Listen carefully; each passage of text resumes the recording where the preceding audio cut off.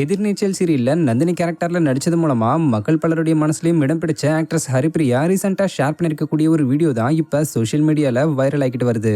ஆக்சுவலா சின்ன திரையில ஒரு ஆங்கரா தன்னுடைய வாழ்க்கையை தொடங்கினவங்க தான் ஆக்ட்ரஸ் ஹரிப்பிரியா. இவங்க ஆங்கராவே நிறைய நிகழ்ச்சிகளை தொகுத்து வழங்கியிருக்காங்க. இதை தொடர்ந்து 2016ல இஎம்ஐ என்ற ஒரு சீரியல்ல நடிச்சது மூலமா தான் இவங்க சீரியல் ஃபீல்டுக்குள்ளேயே அறிமுகமாயிருக்காங்க.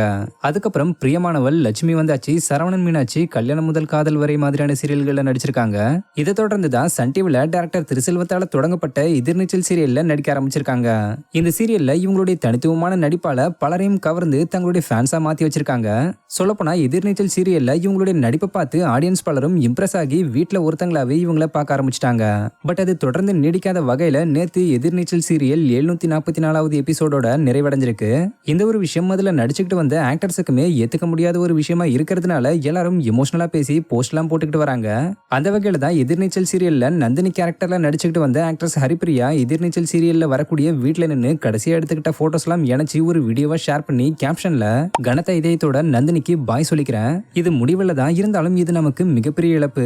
ஜனனி, ரேணுகா, ஈஸ்வரி மற்றும் மிசலாச்சாமா கூட எல்லாம் சேர்ந்து நின்று கிச்சன்ல கதை அடிச்சதை ரொம்ப மிஸ் பண்ண போறேன். அப்புறம் எல்லாருக்கும் நன்றி, இந்த வீட்டுக்கும் நன்றி. ஏன்னா இது வெறும் ஷூட்டிங் வீடு மட்டும் இல்ல, இது என்னோட இன்னொரு வீடுன்னு ரொம்ப உருக்கமா சொல்லியிருக்காங்க. கடைசியா ஒரு முறை சொல்லிக்கிறேன், தாயே மீனாட்சி எங்களெல்லாம் காப்பாத்து, எனக்கு பயந்து வருதுன்னு அவங்களுடைய ஃபேமஸ் டைலாக சொல்லி முடிச்சிருக்காங்க.